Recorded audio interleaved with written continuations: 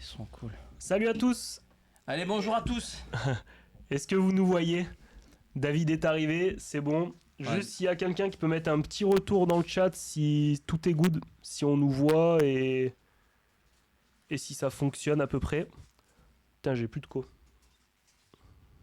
Est-ce que vous nous voyez bien? On est bon là? On va démarrer, désolé. Tout est good, nickel, ok, ça marche.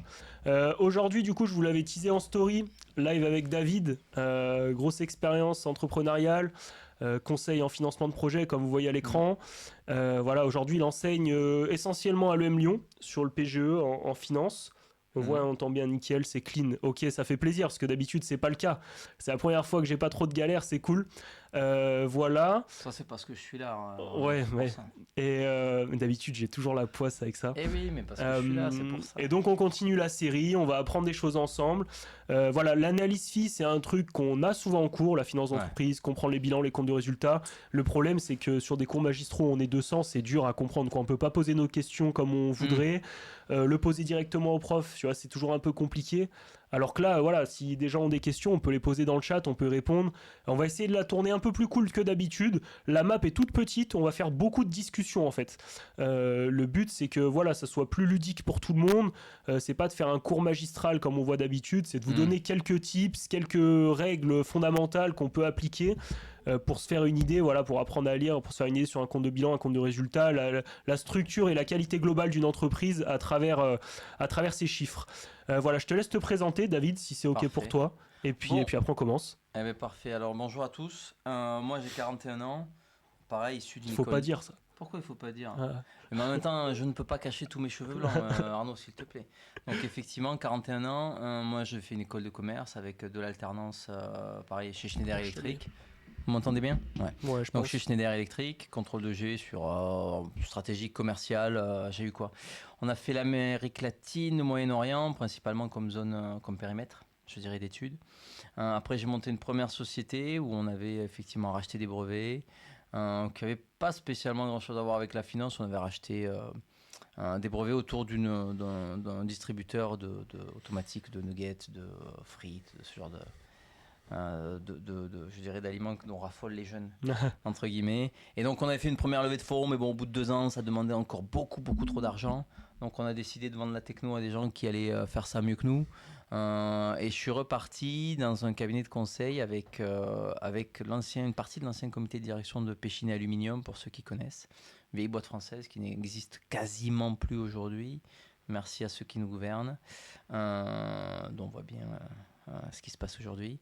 Donc effectivement, on a monté un cabinet de conseil, on avait 2 volets d'action. Le premier volet, c'était d'améliorer des sites, je dirais industriels, un petit peu partout dans le monde, ou de participer à la construction de sites. Alors on était spécialisé dans l'aluminium primaire. Grosso modo, c'est quand même des belles bêtes. Ça fait 3 km de long. On est sur des projets entre 3 et 5 milliards de dollars, pour faire simple. Ah oui, ok. Des belles bêtes. Et le deuxième volet d'action qu'on avait, c'était conseiller des fonds d'investissement sur du rachat d'actifs. Alors aussi, principalement industriels. L'idée, c'est de les accompagner sur la valorisation du bien, de les accompagner sur le plan de reprise, entre guillemets, et de voir avec eux si ça valait le coup d'y aller ou pas, quoi. Tout simplement. Donc, on était souvent mandaté un petit peu avant les audits, les due deals, et pendant la due deal. On a travaillé sur ça. J'ai fait un live avec le gérant de la clientèle patrimoniale chez LBO France, Fonds Private. Ah oui. Et super important, surtout nous, tu vois, du côté gestionnaire de patrimoine. Quand on vend le produit à nos clients, on a les commerciaux qui viennent nous voir en nous disant c'est super, tout le monde nous dit la même chose. Bien et après, se faire un vrai avis sur un fonds de private, bah toi, tu étais bien placé pour le savoir, c'est compliqué. Et c'est compliqué parce que on va en parler justement, parce que comme disait Arnaud, l'analyse financière, vous en bouffez, vous en avez en permanence. Et d'un point de vue technique, je ne vais pas dire que vous êtes au top, c'est pas vrai, parce que, mais vous êtes déjà bon en fait. L'idée, c'est toujours d'essayer d'aller voir ce qu'il y a derrière les chiffres. C'est un petit peu le but de ce live, en fait. Ouais, puis donner quelques tips, même quelques anecdotes. Bien sûr. La jouer un peu plus ludique, un peu plus cool que ce qu'on fait en cours. Pour donner envie à ceux qui écoutent pas forcément quand c'est en cours, de comprendre les bases et que ce soit cool. Moi j'écoutais. Mais bien sûr, Arnaud, tu étais un de mes élèves préférés. Je ne veux pas dire le contraire.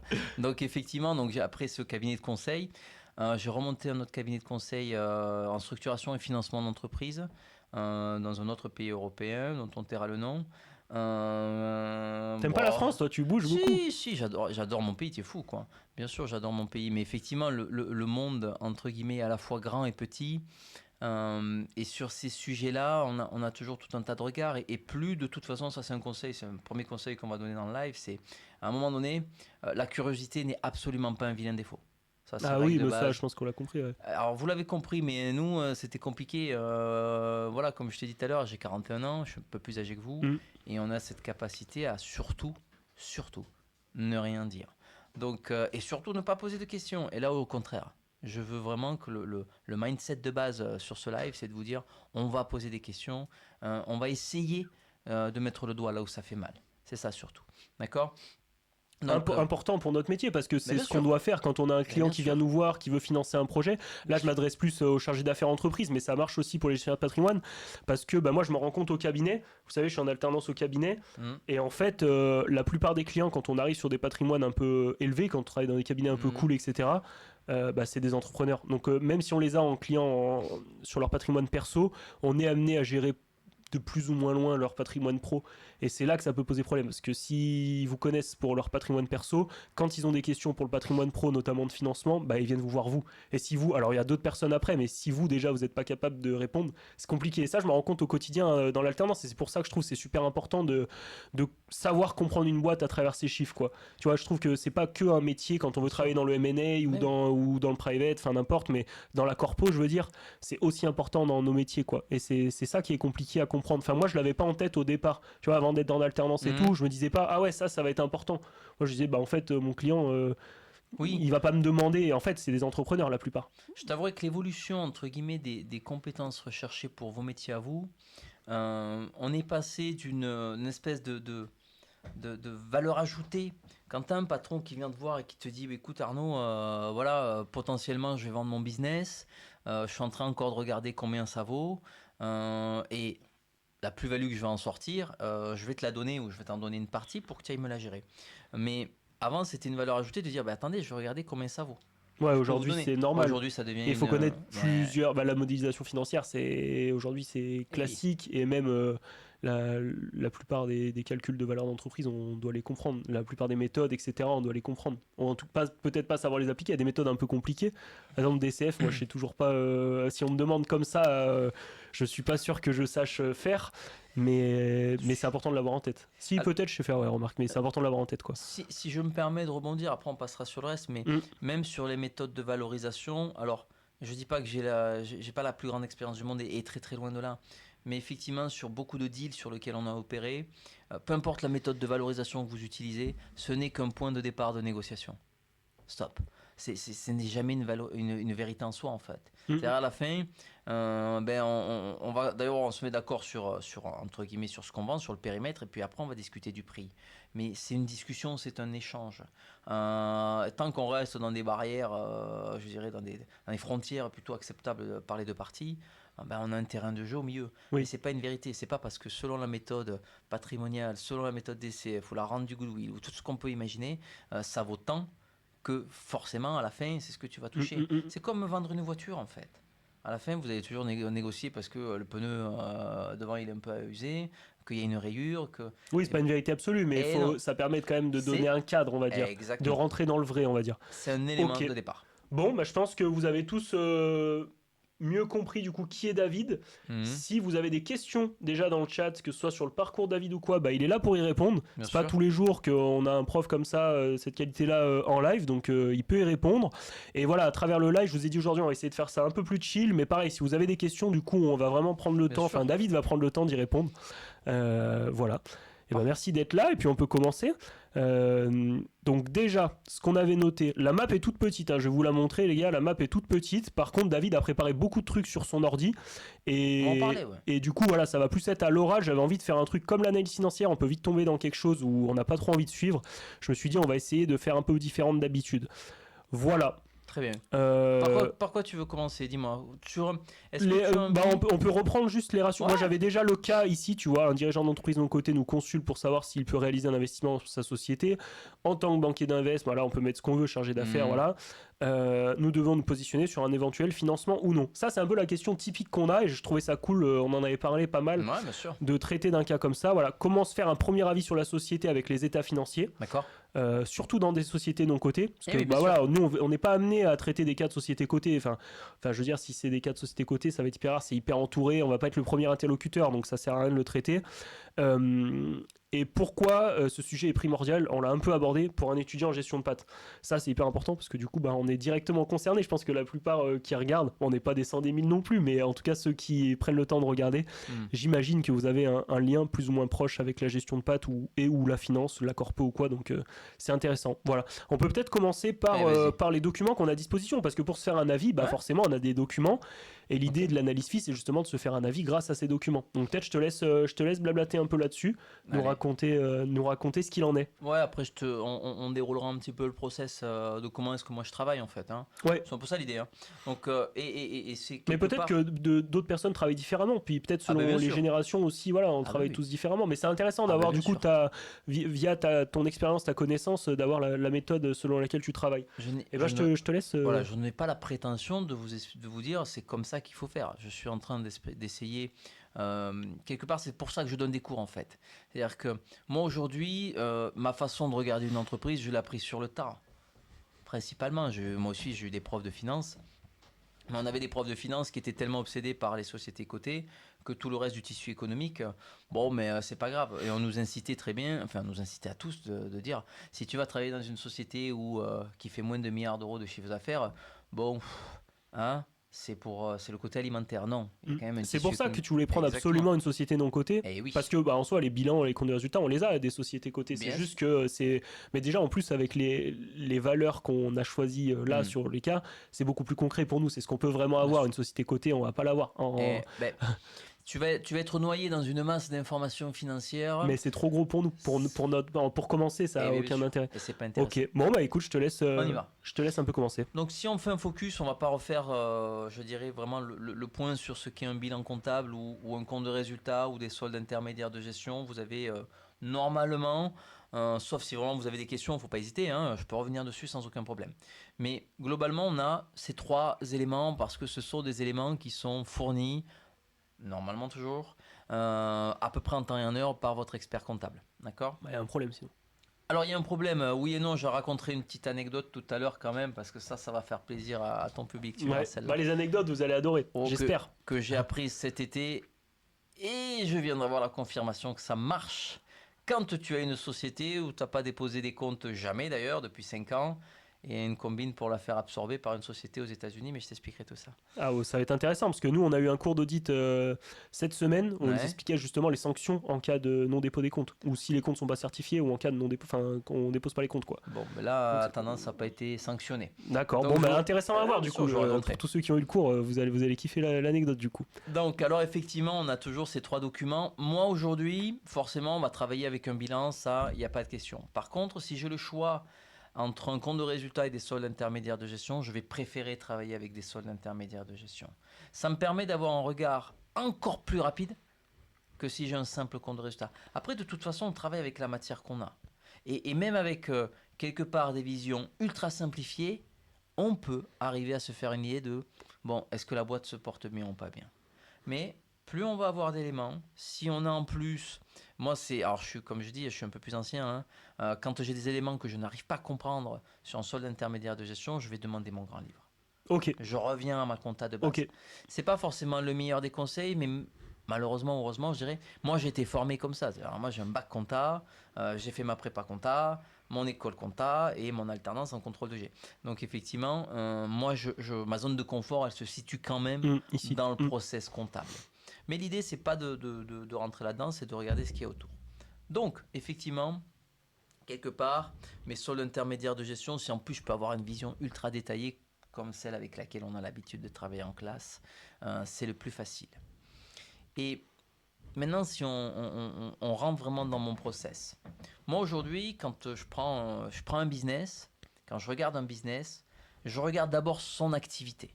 D'accord ? La structure financière, je la regarde après. Pourquoi ? Pour la simple et bonne raison, c'est qu'aujourd'hui, si je dois racheter une boîte, je rachète d'abord son activité. Mhm. Éventuellement, je vais racheter la structure financière. Mais je ne suis pas obligé. Je peux racheter juste le business. La personne va garder, entre guillemets, sa structure, soit parce qu'elle veut remonter un autre business derrière, mais moi, je rachète que l'activité. D'accord ? Et après, on peut se démerder à faire de l'apport partiel d'actifs, et je fais, entre guillemets, mon marché dans la structure financière. Sur de l'actif matériel, de l'actif immatériel. Je peux éventuellement reprendre tout ou partie certaines dettes, ce qui fait que ça va me faire baisser le prix. Pas forcément reprendre le cash, mais pourquoi pas. Y a tout un tas de montages. En attendant, le cœur de mon activité, ça sera forcément le cœur de mon analyse. D'accord ? Ok, Donc, important. bien sûr, ça c'est Important. la base. Parce que je pense qu'on a tendance, quand on est étudiant, surtout, à s'empêtrer un peu dans les chiffres et on oublie un peu l'activité. Parce qu'en fait, quand on n'a pas d'expérience, on ne sait pas. Par où commencer ? On sait, même on sait pas.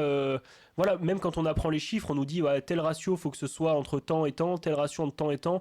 Bah ouais, mais en fait, nous, on connaît pas les activités. Et en fait, selon les différents secteurs, ça veut pas dire grand chose. Moi, je m'en suis rendu compte un peu du coup au cabinet. J'avais l'impression de connaître un peu la théorie. Ah bah ouais, tel ratio, ah bah non, faut que ce soit entre temps et temps, là, c'est pas bon. Puis j'ai mon patron qui arrive qui me dit si, enfin, ça, on s'en fout là, ça, c'est pas grave. Hein, parce qu'on va y mettre un peu du cœur aussi. Ouais, mais ça joue aussi. Mais c'est bien ça, sûr. c'est pour ça que c'est intéressant. Du coup, donc tu commences par l'activité. Toujours. Ensuite, tu regardes quand même un moment les chiffres, j'imagine. Alors, je regarde effectivement. C'est-à-dire que j'essaye de m'imprégner de l'activité, de m'imprégner du business à travers les chiffres. D'accord ? Pourquoi ? Parce que quelquefois, on m'envoie le dossier, on me dit tiens, regarde, dis-moi ce que tu en penses. Et ben, j'ai 1 heure, et j'ai dit écoute, on se retrouve au café à 10h et je vais te dire ce que j'en pense. Donc en 1 heure, je dois donner mon avis sur l'activité. Ok. Je dois me dire, bon, qu'est-ce qu'on fait ? On reçoit ou on le reçoit pas ? On y n'y va Ouais, mais c'est ça pas ? qui est dur, ouais. C'est ça surtout, Ok. en 1 heure. Pourquoi ? Parce qu'on n'a pas de temps à perdre. Dites-vous bien qu'à chaque fois que vous allez passer, vous, du temps à regarder un dossier, c'est du temps que vous n'allez pas passer à vendre un produit à quelqu'un d'autre.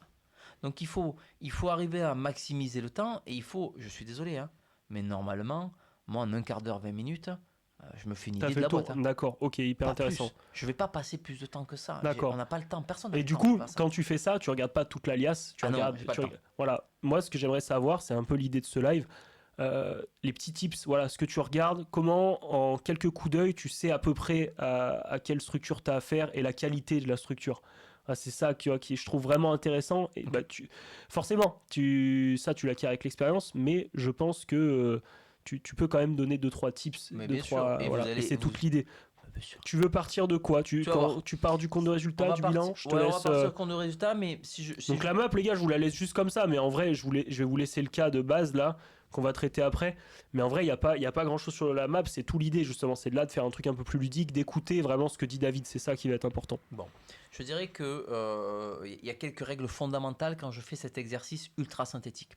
Le premier, c'est d'avoir, allez, au moins 3 ans. 3 ans d'historique. D'accord ? En 3 ans, en arrière, ça me permet de voir si la société a franchi une étape dans sa recherche de chiffre d'affaires, dans son développement, sur la mise sur le marché d'un produit ou d'un service. Ça me permet aussi de sortir éventuellement je dirais une année extrême. On a tous pris le Covid. Donc maintenant, on arrive à voir 2025, 2024, 2023, 2022. Donc on a ces 3 ans post-Covid. On est tranquille. Je dirais que jusqu'à 2023, on demandait 5 ans en arrière. Pour avoir l'avant-Covid. Oui, je voulais avoir une situation avant le Covid. Je voulais en 2019 parce que ça me permettait de voir quels avaient été les méfaits du Covid. Non seulement sur le business, mais sur l'organisation même de l'entreprise. Ça a été, pour certaines, ça a été très très compliqué, non seulement de passer à l'ère Covid et maintenant de revenir. C'est compliqué de faire revenir, alors peut-être que certains le vivent, mais de revenir sur du télétravail aujourd'hui, c'est ultra compliqué. Bon, on l'a vu avec l'IMO de bureau par exemple, ça fait du mal. Et là, je vous fais un parallèle avec le podcast que j'ai fait avec Olivier Amand, je sais que vous avez beaucoup aimé, sur justement cette notion de robustesse et de fragilité dans un monde instable. Bah là, on l'a vu avec du coup la crise Covid. Je me permets parce que je trouve que c'est intéressant de faire le parallèle. C'est là où on voit du coup les entreprises les plus fragiles, celles qui ont voulu être en flux tendu, marcher dans des marchés de niche avec des structures hyper tournées vers la performance, très adaptées mais pas très adaptables, si vous vous souvenez de ce que Olivier Amand a dit. Et donc, ça permet de faire le tri aussi, ces entreprises-là. On n'est pas que dans le futur, dans ce que disait Olivier Amand. Ça arrive vraiment quand il y a des trucs. La robustesse, c'est un test, quoi. Enfin, je veux dire, une société trop performante, des fois, dans un monde instable, ça coince, quoi. Et c'est la prise de recul que je voulais donner. Je trouve que, il a été hyper intéressant là-dessus. Voilà, c'était la petite parenthèse. Je suis désolé, mais... Quand tu pousses du lean management à outrance, tu te retrouves avec des sociétés qui sont complètement sclérosées, qui n'ont aucune capacité à innover. Et ça, on va en parler, parce que l'innovation, qu'on le veuille ou non, à travers les chiffres, on voit aujourd'hui la société, si elle est dans ce train ou pas. On va en parler justement de ça. Ça, c'est clé. Et je vous fais une deuxième toute petite parenthèse. Là, on a parlé d'avoir 3 ans de bilan, de l'IAS, quoi, pour pouvoir analyser une boîte. C'est pas la même chose, du coup, j'imagine, dans les fonds de VC, etc., où parfois les structures sont très early, enfin, même des fois, il n'y a même pas de produit, quoi. Du coup, c'est une autre manière d'analyser. Et voilà, si peut-être que David peut mettre en relation avec des gens qui analysent ce genre de structure, mais en tout cas, j'essaierai de trouver si ça vous intéresse ce type de structure-là. C'est moins en lien avec l'AGP, mais je trouve ça super intéressant, moi, à titre personnel. Donc, si ça en intéresse plus d'un, peut-être mettez-moi dans le chat, voilà, si ça vous intéresse que je fasse venir un gérant d'un fonds de VC pour savoir comment il part ou pas sur une boîte sans avoir vraiment de liasse, quoi, d'antécédents. Voilà. Non, c'est un projet. Il part sur le projet. C'est un projet. Donc, si je conseille sur on continue je dirais les différents points. Je te laisse continuer, je te coupe plus. Mes compétences clés, entre guillemets, mon regard, on va regarder toujours avec des grandes masses, d'accord. Je vais pas aller chercher 10 chiffres après la virgule, ça n'a aucun sens, d'accord. Donc quand je regarde une boîte, on est souvent, je dirais, sur les éléments qui sont importants, qui ont un poids important dans ma structure de coût ou dans ma structure de chiffre d'affaires. Mais c'est quoi alors ces éléments? N'importe, il peut y en avoir plein. Mais dis moment que même si j'ai un élément, je te donne un exemple, mais tu as une variation de produit d'exploitation quelconque, de plus 1000%. Alors tu te dis, waouh, 1000% c'est énorme et tout. Mais si ça représente dans la totalité de mes produits 0,5% de mes produits d'exploitation ou de mon CA, je ne le regarde pas. Je vais pas m'embêter parce que c'est pas le cœur de mon business. Si ça s'arrête, et alors? Ouais, il n'y a pas grande difficulté. C'est pas un gros problème. Donc ça, effectivement, déjà, tous les éléments qu'on va dire non significatifs, tu mets de côté. Pour gagner du temps, quand tu analyses vite, tu mets de côté. Ça marche. Ensuite. Donc, effectivement, ça, c'est les deux, je dirais, clés quand on regarde de façon synthétique la boîte. 3-4 ans, et on regarde les grandes masses ou, je dirais, les éléments prépondérants. Maintenant qu'on a fait ça, premier élément, c'est pour ça que j'aime bien travailler avec les soldes intermédiaires de gestion. Le premier truc que je vais regarder, c'est mon EBITDA. D'accord? C'est mon EBE, version française, mais quelque part, c'est le reflet, entre guillemets, de mon business model. Est-ce qu'il est rentable ou pas? Si j'ai un EBE qui est négatif une année, c'est conjoncturel, donc on va peut-être chercher à l'expliquer. Mais si j'ai un EBE qui est négatif d'un point de vue structurel, là, c'est pas bon. Aujourd'hui, il y a des gens qui font du retournement. Moi, c'est pas ce que je fais. D'accord, alors je vais pas dire que c'est très compliqué, mais ça veut dire qu'il y a un problème structurel de base. Le business model ne va pas. D'accord, donc toutes ces sociétés-là, déjà, j'écarte. Un EBE qui structurellement est négatif, sauf si, comme tu disais tout à l'heure, on est en VC, et à ce moment-là, on s'en fout, parce que qu'est-ce qu'on va regarder, c'est surtout le potentiel futur de la boîte. Et d'avoir un EBE structurellement négatif, on ne va pas le regarder. Je suis désolé, vous avez tous des grandes boîtes en tête, je veux dire, qui sont structurellement déficitaires, ou qui l'ont été pendant longtemps, n'arrivant pas à atteindre ce point d'équilibre. Donc ça t'écarte déjà. Taille critique. EBE, parce que ça permet d'avoir une visu sur la structure. Direct. Et ensuite, une fois que tu as EBE positif, voilà, ça te plaît, la structure est bonne, le business plan marche, ça fonctionne. EBE positif, après, ce que je vais faire sur mon activité, je vais commencer à descendre. Et là, c'est là où je reviens à une méthodologie ultra classique. Ça ne veut pas dire qu'on ne peut pas aller vite, mais ultra classique. Quelque part, je regarde mon chiffre d'affaires, je démarre. Voilà. C'est quoi mon business? C'est quoi mon business model? Entre guillemets, c'est qui mes clients? Mes plus gros clients, combien est-ce qu'ils représentent? C'est des ratios de base, c'est une logique de base. Mes 10 premiers clients, combien de pourcentage de mon chiffre d'affaires ils me ramènent? C'est classique. Et ça, ce sont des questions. Et là, ça te permet, c'est quoi? C'est un risque si par exemple il y a. Faut que tu préfères par exemple 1000 petits clients que 10 gros clients, parce que si t'en perds un ou deux, ça fait vite du mal, quoi. C'est ça l'idée? Exactement. Si j'ai compris. Tout en ayant quand même un client suffisamment important qui me continue à me motiver, à Mais innover. ça, tu l'as pas. Enfin, je veux dire, dans les Alors chiffres, ça, tu l'as comment pas. tu l'as? Bah, c'est ça Tu la l'as pas. question. Aujourd'hui, tu l'auras pas.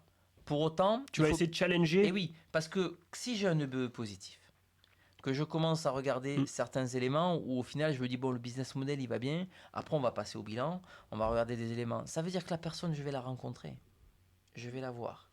Et quand je regarde une boîte, je me dis toujours, tac, je prends des notes. Toujours. Et t'as pas beaucoup de temps. C'est pour ça que tu dis Et qu'il faut pas... savoir poser les c'est bonnes que du bullet questions point. vite, quoi. Ah, Ouais, bien sûr. tu challenges, quoi. Voilà. Mais ça, c'est des questions classiques. Ok. C'est-à-dire qu'il faut bien comprendre qu'aujourd'hui, la grande majorité des questions, quand on accompagne un projet, c'est comment est-ce que j'ai des clients?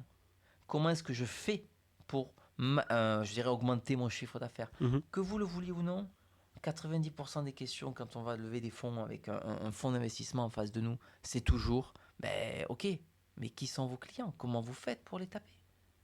C'est la base. Ok. Le reste, la structure de coûts, tu peux avoir de la maîtrise assez, je dirais, assez facile. Alors, tu vas pas maîtriser tes coûts d'inflation, surtout si ça vient de l'étranger, mais quelque part, c'est ce que je regarde.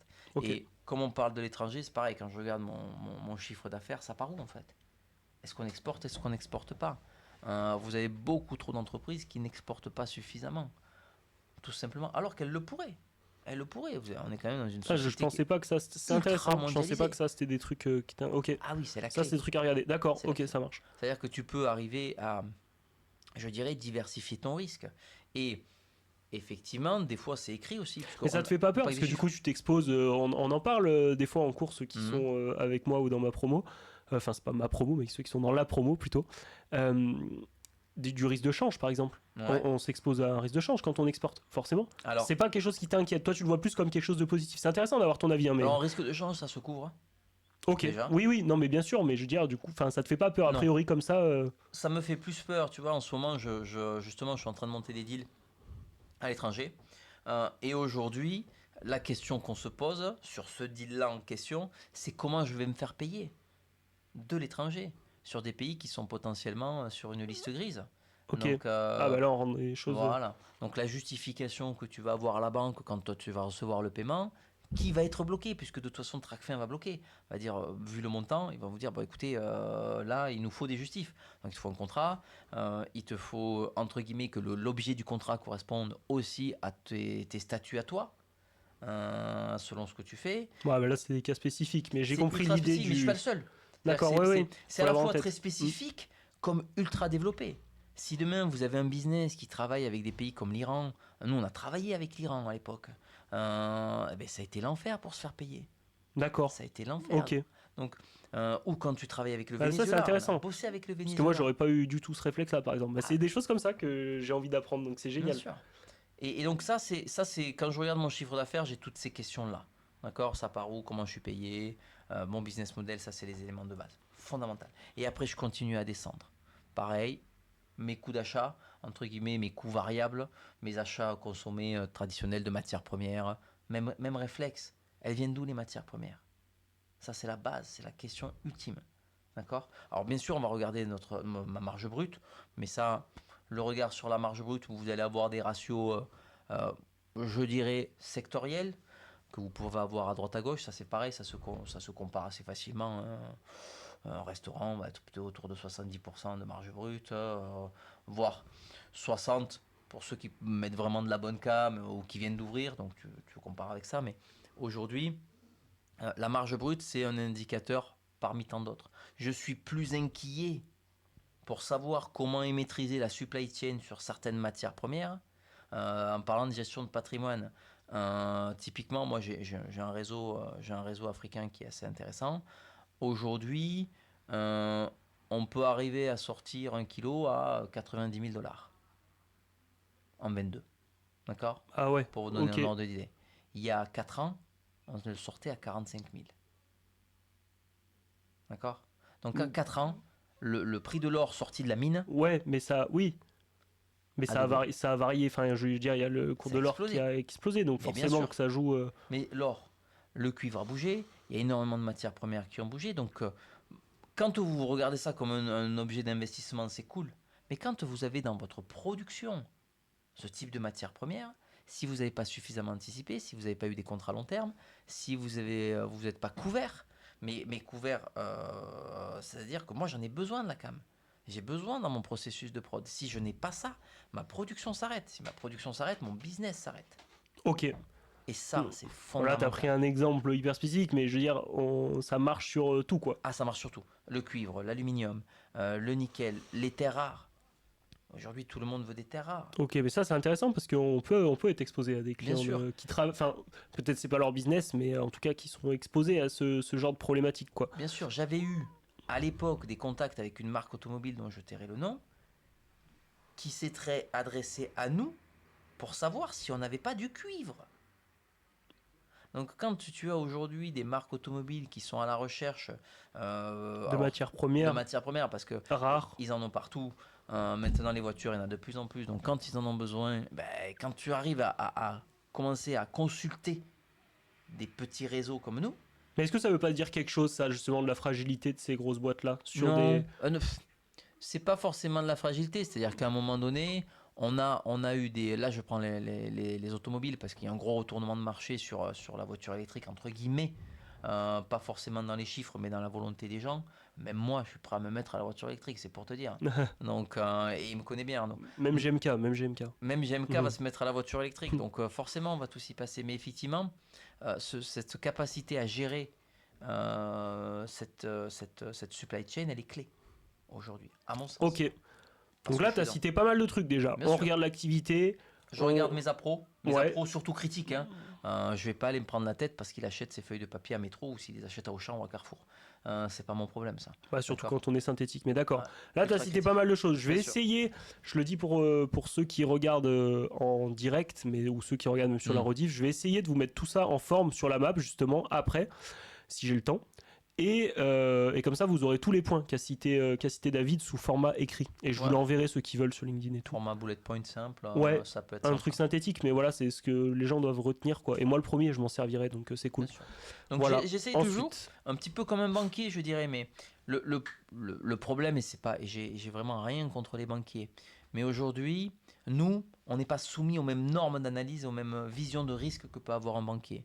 Alors, je fais toujours la blague en cours, mais c'est pas désobligeant, mais effectivement, les banquiers aujourd'hui, ils ont un système qui est bien fait, et à la fin, ça donne un smiley vert ou un smiley rouge, et si c'est vert, on y va. Bah si c'est ça que je veux éviter justement en t'invitant là et en faisant un truc plus discussion, etc. C'est de dire il y a plein de trucs qui tournent autour, quoi. Exactement. Et c'est vrai que les systèmes et entre guillemets les process auxquels sont soumis les banquiers, ça leur fait perdre quelque part ce qu'ils ont tous d'ailleurs, hein, c'est pas vrai, mais ils ont leur ressenti, ça leur fait perdre leur volonté de défendre un dossier. Et ils savent que s'ils ont un mauvais rating en bas, ils vont être obligés mais de se surpasser pour arriver à défendre le dossier, pour que ça passe les engagements, et alors qu'ils y croient. Et donc, effectivement, ce process fait qu'on arrête tout, alors que nous, au contraire, on a cette marge de manœuvre à mettre beaucoup plus de ressenti et à aller prendre un petit peu plus de risques, à avec sortir du l'expérience cadre. aussi. Ouais, mais c'est que nous, on a moins de process. Ça, c'est clair et net, on a moins de process. Ça marche. Donc, je continue à descendre. Ouais, c'est ça qui est intéressant. Très bien. Alors, après, on arrive au niveau de mes charges externes, je dirais. Mes charges externes, honnêtement, je regarde le montant dans sa globalité, je regarde si elles ont plus ou moins bougé par rapport à ma variation de chiffre d'affaires. Il faut que ça soit, je considère ça comme des charges fixes, globalement, donc il faut que ça soit maîtrisé.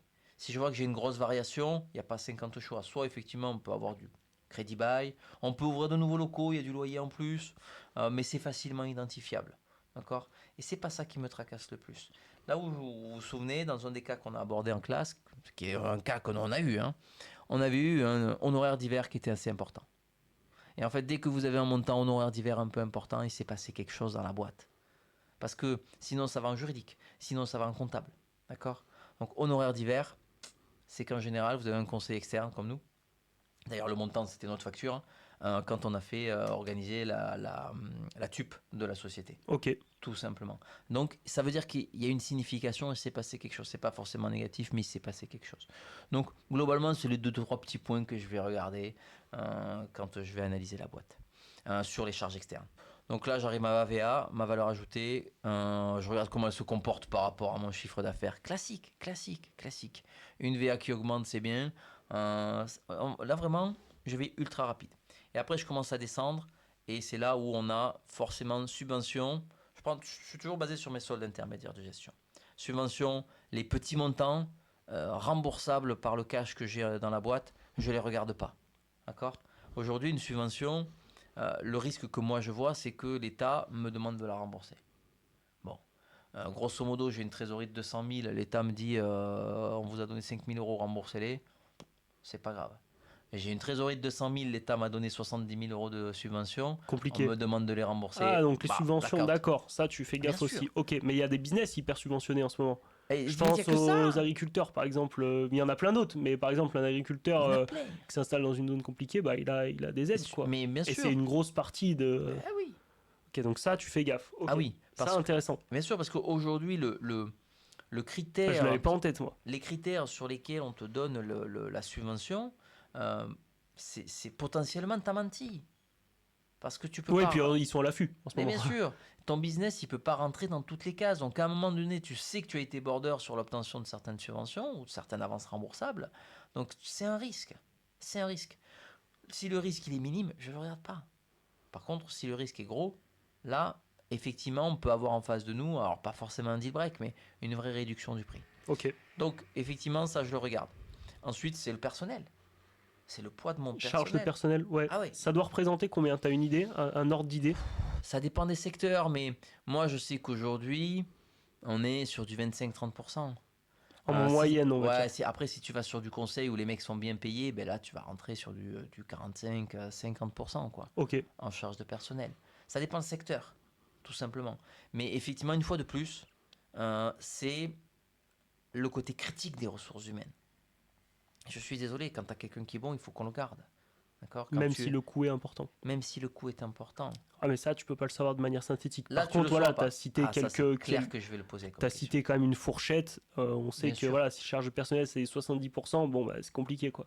Soit ils surpayent les gens, parce que 70% de ton chiffre d'affaires qui passe dans le personnel, c'est à la fin, il faut payer tout le reste quand même. Voilà, j'ai pris un exemple Mais tu as énorme, raison. mais je veux Mais dire, il faut dans payer l'idée, oui, tu faut qu'on l'ait en tête, quoi. Mais ça existe. Ok, ça marche. Ça existe. Ouais, donc raison de plus. Ah oui. Et si on va, je dirais, dans l'étape où je vois la personne en face de moi, ressources de personnel, c'est quelles sont les ressources critiques. C'est-à-dire quelles sont les ressources aujourd'hui qui sont compliquées à obtenir sur le marché du travail. D'accord ? Parce qu'il y a plein de patrons qui galèrent pour trouver des gens. Et donc là, quand tu galères pour trouver une ressource, ben, le prix de la ressource, il Mais comment tu fais ça? C'est-à-dire quand tu prépares un entretien avec quelqu'un selon son secteur, tu vas analyser le secteur en amont Bien de sûr. l'entretien, à fond le... Alors, quand je sais que je vais le voir, je vais faire je dirais mes devoirs, façon de parler, sur les questions C'est clés, ça sur que les j'ai envie de questions savoir, moi, critiques. c'est comment on fait, quoi. Bien sûr. Mais quelque part, tu arrives à voir quelle est l'entreprise. Une fois que tu as regardé un peu les chiffres, tu vas t'intéresser un peu à qui c'est. Une fois que tu as fait la démarche, tu vas aller voir le site internet, tu vas aller voir des articles, tu vas voir sur LinkedIn qui c'est qui bosse. Ah ouais, tu fouilles comme ça, d'accord, ok, Ah ça oui, marche. oui, Ça marche. On va loin. Quand après, je passe dans l'étape où je veux rencontrer la personne, je vais loin pour deux raisons. La première, j'ai pas envie de passer pour un con quand il va venir me voir. Et deuxièmement, je vais approfondir mon analyse de risque. Ok, ça marche. Tout simplement. Sur les matières premières. S'il y a du bad buzz dessus, je veux être au courant avant de rentrer en égo façon de parler ou avant de le rencontrer. Nous, on a eu des projets dans certains pays. On a rencontré les gens, puis après on s'est aperçu qu'ils étaient recherchés par le FBI quand même, avec des jolis postes, et pas pour des petits trucs. J'aime bien les anecdotes. Mais ça, c'en est une. Ah bah oui. Et bon, ça ne nous a pas empêché finalement de travailler avec l'entreprise et le gouvernement de ces gens. Mais c'est pas évident. Ok, C'est pas bon, évident. donc, Tu as toujours un risque de bad buzz sur qui tu ok. accompagnes. Donc charge de personnel, Voilà. encore une étape clé. Tu as Ah oui. cité des ratios, enfin des... Personnel. Ouais, tu as cité des ratios, on Et- peut dire des pourcentages à peu près. Et quelque part, toujours dans cette idée de focus sur le personnel, qu'on le veuille ou non, et c'est systématique chez nous, c'est est-ce qu'il y a la présence de syndicats. Ça, c'est les bases. Bah oui, mais sur une petite structure, t'as pas forcément de Et syndicat. à partir de 11, tu commences À à partir avoir de un 11. représentant du personnel qui peut potentiellement être affilié à un syndicat. Il faut toujours, dans ce cas d'analyse, d'identifier le pouvoir des nuisances des parties prenantes. Le syndicat. Ah, mais tu le vois plus comme un risque potentiel? D'accord. Bien sûr. Si en plus tu es dans une année d'élection, tu comprends bien que si tu as plusieurs syndicats au sein d'une même entreprise qui sont représentés, et là tu as une année d'élection majeure, forcément. Mais ça, pareil, tu le sais pas avec les chiffres. C'est des questions à Alors ça, préparer. tu Là, le trouves. Tu as entre là guillemets c'est intéressant. des périodes d'élection qui se des Non, non, mais s'il y a un renouvellements. syndicat, comment tu arrives à le savoir avec les chiffres? Alors avec les chiffres, tu le sauras pas forcément. C'est là où toujours je Tu passe vas l'étape fouiller, quoi. d'après. Mais dès que vous commencez à avoir une société qui potentiellement a plus de 50 salariés, vous savez potentiellement il y a une présence d'un syndicat. Et c'est quelque chose qu'il faut garder en tête Et toujours. année Bien sûr. de. Et c'est pas péjoratif quand je dis ça, hein, mais c'est juste qu'à un moment donné, il faut faire avec cette partie prenante, il faut faire avec les recommandations. Et pour vous donner un exemple, nous sur un des deals sur lesquels on avait bossé, on avait forcé, entre guillemets, le fonds d'investissement qui nous avait consulté pour cette reprise, on l'avait forcé à mettre de l'argent sur la table pour ne virer personne, bien sûr. On ne virait personne. Et le gouvernement socialiste à l'époque nous avait expliqué que notre projet ne tenait pas la route parce qu'on ne virait personne, notre histoire. Donc on ne virait personne et on remettait du budget pour remettre en place l'ergonomie au travail parce que justement, il y allait avoir beaucoup de syndicalistes qui allaient perdre des heures de représentation et on voulait les reformer vers d'autres professions, vers une profession peut-être même plus stratégique parce qu'ils connaissaient bien le site. D'accord. Donc, vous voyez, Ah, c'est un risque que j'aurais pas eu en bien tête. sûr. Là, on est à la cool, les gars, on discute, mais c'est des vrais tips, ça. Ah Moi, oui, personnellement, bah voilà, je l'avoue, quoi. C'est un truc que j'aurais pas regardé. des rendez-vous dans des sous-sols de bars dans certains coins de France avec les syndicats pour que personne ne nous voit. J'en ai fait quelques-uns quand même, hein. D'accord. Ah ouais, ok. Mais bien sûr. D'accord. Ouais, bah ça, j'adore parce que c'est des trucs Et donc, que j'apprends, quoi. et c'est un vrai poids. C'est-à-dire que quand vous regardez une charge de personnel, le ratio est ultra important. Ça permet d'identifier la productivité. Si vous ramenez ça à votre valeur ajoutée, ok, d'accord. Parce que la valeur ajoutée, il y a quand même une partie qui va aux salariés, une partie à l'entreprise, une partie à l'État. Ça, c'est cours d'économie Mhm. classique. Mais effectivement, il y a tout ce qu'il y a derrière. On est obligé de regarder tout ce qu'il y a derrière. C'est un Bah, on y vrai arrive. risque. On y arrive. Mais bien Mhm. sûr, c'est un vrai risque. Donc après, je descends, alors tout ce qui est autres produits, autres charges, tout ça, bon, on se prend pas spécialement la tête avec ça. J'arrive à mon EBE, tranquille. J'ai confirmé, j'ai vu à peu près où est-ce qu'on a dégagé la marge. D'accord. Est-ce qu'on est plutôt sur mes achats au niveau de ma marge brute ou est-ce qu'on est plutôt au niveau de mon personnel que je récupère un petit peu d'argent sur ce que j'ai perdu un petit peu plus haut, par exemple. D'accord. Après, derrière, mon résultat financier. Alors, mes amortissements, effectivement, on peut le regarder, mais surtout dans la variation. Si vous avez un poste d'amortissement qui augmente, potentiellement, ben, vous êtes en face d'un investissement. Mhm. Si un investissement qui a été réalisé, est-ce que DAO, le chiffre d'affaires a bien augmenté? Est-ce que cet investissement a été porteur? C'est un regard à peu près simple. D'accord. Si vous avez au contraire des Les dotations. provisions, tu Alors, regardes parce que ça, on peut gonfler aussi. les provisions, je vais les regarder surtout dans mon bilan. C'est les provisions pour risque. D'accord. Ok. C'est ça en fait que je Ouais. vais vraiment regarder. On va en parler tout à l'heure. Ok, Parce ça que ça, marche. c'est pareil. C'est un des loups que vous pouvez avoir quand vous regardez une boîte. Pour donner la valeur. Il y a un vrai loup là-dedans. On va en parler. Tu vois, les provisions environnementales. J'en ai quelques-unes d'anecdotes. Provision environnementale, Oh, risque environnemental, oh du oui. coup, provision Tu pour vois. risque, et c'est gonflé à mort. Ok, ça marche. Alors, c'est gonflé à mort, soit c'est ultra sous-valorisé. Et je vais Bah oui, t'en. mais ça a moins d'impact si c'est. Tu Ah, selon si le vois. business est Eh exposé oui. à ça, d'accord, ok, Tu ça vas va. voir. Ah, si c'est subventionné par ça et Alors, qu'ils ont quelque sous-valorisé. part, si tu Je sais pars pas, sur. j'essaye de. Non, On part mais dans une énigme là. sur ta provision environnementale, entre guillemets, le souci, c'est que quand tu vends ta boîte, tu as certaines obligations légales sur la dépollution du site, par exemple. Ah, ok. Et D'accord. là, ils ont sous-valorisé alors Ah que ça allait oui. coûter une blinde. Ok, ça Et marche. voilà. Parce que comme ça te Euh, permet de revaloriser la boîte. Donc, je reviens à mon EBE. D'accord. la Mon base. EBE, je regarde mes amortissements. Si vous avez des dotations aux amortissements qui diminuent, potentiellement, vous avez une société qui forcément investit moins. Alors, soit c'est une société qui a déjà suffisamment investi avant et on va Mature, on va profiter, dire. voilà, on profite de cet investissement-là. Soit aujourd'hui, vous avez une société qui est en sous-investissement. Hein. Et n'oubliez pas, j'en parlais ça tout à l'heure à l'EM. On a des classes, on a entre guillemets une des décisions pour investir, c'est d'avoir une vision long terme. C'est la base de ce que je racontais, je raconte rien de fou, hein, mais beaucoup ont oublié. C'est la demande effective d'un Keynes qui est une anticipation du marché, quoi, Mhm, par les mhm, entrepreneurs. Et s'il n'y a pas une anticipation positive, ben, les gens ne vont pas mhm. investir, tout simplement. Donc si vous avez une DAP, dotation aux amortissements et provisions qui diminue, donc effectivement, potentiellement, vous avez une société qui ne croit plus en l'avenir. Il y a peut-être pas de recurring capex, il n'y a pas d'investissement permanent. Donc, effectivement, ça, c'est un risque aussi. Je continue toujours à descendre. Bon, là, j'ai mon résultat d'exploitation qui, effectivement, on peut le comparer. On peut avoir des ratios sur mon ROE, par exemple. On y arrive, les ratios à maîtriser. Ouais. ROE, ça en fait partie, j'imagine. Return on equity, on est obligé. Oui, mais ça en fait partie. Pas que. Non, ROI, intéressant aussi, ROI, j'imagine. ROA, tous ces éléments-là. ROCE, on en parle de plus en plus important. À quel point c'est quelque chose que tu regardes, toi, voilà. Si on fait un petit tips, les ratios que tu regardes le plus quand tu fais une analyse synthétique comme ça. Aujourd'hui, sur le compte de résultat, je parle évidemment. Alors, sur le compte de résultat, effectivement, le ROE est intéressant, mais les ratios, en fait, je les fais à la fin. Ok, ça marche. Je te laisse. Moi, je les fais vraiment à la fin parce que je vais, façon de parler, m'emmerder à calculer ces ratios si le reste me plaît. D'accord. Ça marche. Exactement. Ah oui. C'est pour ça. Ça demande. C'est un travail de plus, en fait. Tout simplement. Là, je vis ça. Ensuite, une fois que j'ai mon REX et surtout, je regarde mon résultat financier, je regarde, entre guillemets, le poids de ma dette. D'accord ? Je vais comparer. Ça, je le fais aussi, mon EBITDA par rapport à mes charges d'intérêt. Et si tu donnes un peu plus de détails, ça fait quoi ? Par exemple, quand tu dis le poids de la dette, ouais, mais si on a investi énormément et que c'est porteur. Et oui, mais peut-être que dans les chiffres, c'est pas suffisamment porteur, c'est ce que je te dis. C'est-à-dire, si D'accord, donc tu peux pas donner un poids de la dette en pourcentage, tu peux pas, faut savoir. Je regarde. On regarde le poids de la dette par rapport à l'impact que ça a sur le CA ou j'imagine. Tu vas regarder d'abord à ce niveau-là du poids de ma dette, c'est mes charges d'intérêt. Ah oui, bah oui, si c'est hyper important forcément, mais si c'est hyper porteur. Mais c'est pas grave ça. C'est pas grave. D'accord. N'oubliez pas. Mais on regarde déjà en chiffres. Mais bien sûr, tant que ton banquier veut te prêter de l'argent, prends-le. Hein.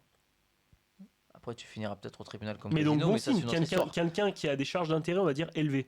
Ouais. Je fais peut-être le raisonnement mauvais, mais quelqu'un qui a des charges d'intérêt élevées, ça veut dire que la banque a accepté de lui prêter beaucoup, potentiellement. Bien sûr. Et si la banque a accepté de lui prêter beaucoup, soit les chiffres sont super bons, soit l'idée derrière est bonne, ou en tout cas, c'est porteur, quoi. Il y a quelque chose derrière. Alors, ça, je suis entièrement d'accord avec toi. Effectivement, le banquier, il a ses mesures de risque, comme ce que je disais tout à l'heure. Il ne fait pas n'importe quoi. D'accord, pas tous en tout cas, ou pas sur des gros montants. Sur des petits montants, effectivement, ils ont une marge de manœuvre qui fait qu'ils acceptent le risque. Mais sur des gros montants, effectivement, ils vont regarder à la fois le projet. Donc, tu peux avoir des charges d'intérêt qui sont qui sont assez importantes sur ta première année, quand tu regardes sur 3 ans en arrière. Mais s'il n'y a pas eu d'augmentation réelle de ton chiffre d'affaires ou des niveaux de rentabilité dont on vient de parler, ça pose problème parce que la dette, il faut la rembourser. Ça, que tu le veuilles ou non, la dette, c'est pas une charge variable en fait. Il faut la rembourser. Ça, c'est clair et net. Donc, quelqu'un, à un moment donné, va venir taper à ta porte. Soit pour que tu rembourses, ça c'est clair, soit parce qu'on va te dire, écoutez, monsieur, la société, elle est liquidée, façon de parler, on va rembourser vos créanciers, et puis vous allez avoir quelqu'un qui va venir, qui va faire un write-off sur la dette en reprenant la boîte à pas cher. Et il va faire du retournement. C'est Casino, c'est Bernard Tapie quand il a racheté Adidas, et ainsi de suite. Okay. C'est des boîtes qui valaient rien, on fait du retournement, on fait un write-off sur une partie de la dette, on va voir les banquiers, on leur dit écoutez, pour un euro symbolique. Bah oui, bien sûr. Tu vas voir ton banquier. Le banquier, il a une phobie, c'est récupérer son argent. Si tu lui dis écoute, moi je te donne 20% de ce qu'on te doit, tu les prends ou tu les prends pas. Voilà. Sinon, et on repart à zéro. Et on repart à zéro. Ok. Ça, c'est des choses qui se font, mais ça, c'est encore autre chose. Mais dans la structuration du deal après. Donc là, j'arrive à mes charges financières. Effectivement, je regarde mon risque de change, s'il est important, mais globalement, c'est assez bien géré, ça. Comment tu sais si l'entreprise est couverte sur son risque de change? Par exemple, est-ce que tu arrives à le voir à travers les chiffres? Ah oui, j'imagine s'il n'y a pas de réel impact. Mais tu le vois peut-être sur la partie exceptionnelle, non? J'imagine. Non, tu le vois vraiment dans la partie opération risque de change, tu le vois pas dans la partie... C'est dans la partie, dans la partie financière, tu vois les gains aujourd'hui, tu vois les gains de change ou les pertes de change. Effectivement, tu vas comparer ça au volume lié à l'export, que tu as un petit peu plus haut. Ouais. Si tu as l'information, tu vois bien que si tu as, je sais pas moi, 25 000 de gains de change sur un chiffre d'affaires de 100 000, c'est que potentiellement, soit ils ont fait un joli coup, mais c'est pas spécialement géré, on va dire. Quoi. Ouais, ok, ça marche. Voilà, donc même quand c'est positif, ça peut ne pas être positif dans ton analyse en fait. C'est ça le truc. Parce que c'est pas parce que tu as un gros gain de fausse, change. au contraire. Et oui, ça fausse, parce que ça fausse ton résultat financier. Tu peux avoir un gros gain de change, mais ce gain de change, il peut être exceptionnel. Tout simplement. J'ai une question. Dis-moi. Je sais pas qui c'est, pour le coup. Pourquoi sous-coter le risque de change alors que justement, quand on est avec des sociétés iraniennes, comme vous disiez, le risque est très important? Il n'y a pas de risque de change avec l'Iran. Qui accepte aujourd'hui? Quelle est la banque qui accepte de l'argent iranien? Oui, non, mais ce qu'il voulait dire avec le risque de change, c'est justement un peu ça. Bah, là, c'est extrême, parce que C'est personne extrême. n'accepte, mais Alors, t'as compris l'idée de la question, je pense. bien sûr. Intéressant comme question, c'est Alors- cool. Enfin, du coup, c'est un peu ce que j'ai dit déjà, mais Et je vais te donner la mais réponse. on c'est-à-dire te re-challenge dessus, donc Mais- c'est que c'est intéressant. je vais donner la réponse de comment ce que nous on a fait. Quand on a travaillé en Iran sur un projet justement de construction de sites industriels, de l'aluminium, je rassure tout le monde. D'accord, c'était pas autre chose. Donc effectivement, quand on a travaillé là-bas, la première exigence qu'on a mis au contrat, c'était de facturer en euros. Stop. Bah là, t'es couvert de base, à la Voilà. base, on va dire, mais c'est pas toujours le cas. Alors, c'est pas toujours le cas. S'ils n'avaient pas accepté de facturer la facturation en euros, nous n'y serons jamais allés. Donc là, c'est eux, non, en fait, tu déportes le risque de change sur eux. Complètement. Parce que là, c'est eux qui supportent le risque de change. Et Mais comment tu fais quand c'est pas, par exemple, on prend pas le cas de l'Iran, mais un cas plus, mais on peut prendre avec l'Angleterre, maintenant qu'ils tu sont peux prendre sortis de l'Angleterre, la tu zone peux euro, prendre c'est le intéressant. dollar, tu peux prendre ce que tu veux. Par exemple, avec l'Angleterre, t'es payé, moi je suis une société anglaise, je te facture, ou plutôt tu me factures. C'est moi, je te facture en livres sterling, par exemple. Ouais. Ok. Comment je fais Alors pour aujourd'hui, me couvrir? soit selon le montant, est-ce que ça vaut le coup d'aller te couvrir? Parce que grosso modo, le risque de couverture, on est, allez, je vais pas dire de bêtises, mais on doit être à 1 à 2% du contrat.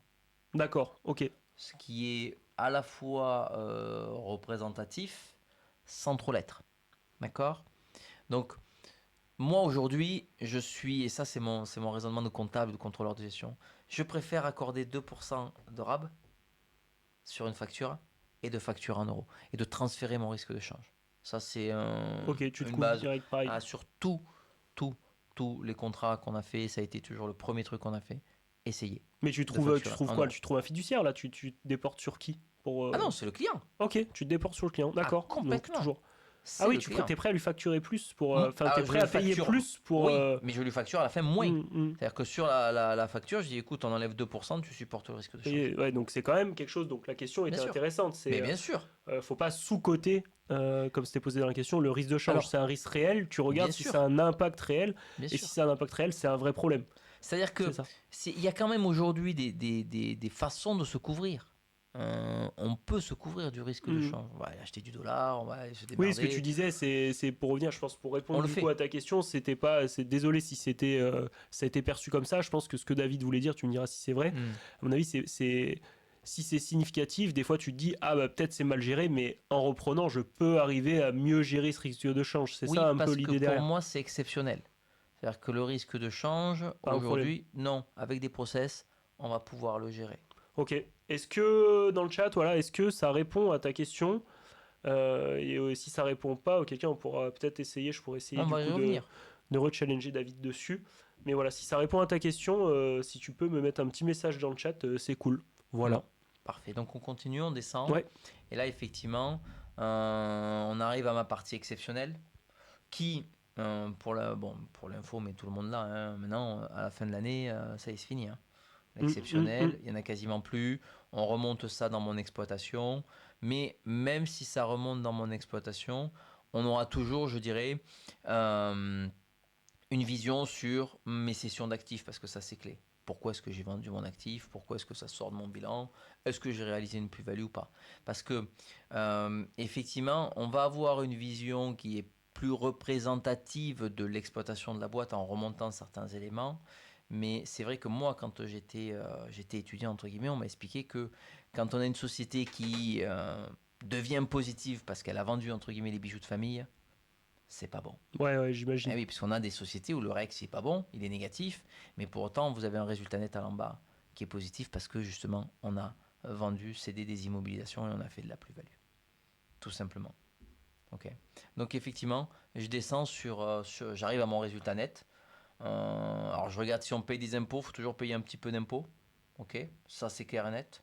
Si on se retrouve avec effectivement des impôts négatifs, c'est-à-dire des crédits d'impôt sur la société, quelque part, on va forcément demander je dirais, d'où vient ce crédit d'impôt. Et surtout, si c'est un crédit d'impôt recherche, c'est là où on va commencer à rentrer dans une société qui innove ou pas, tout simplement.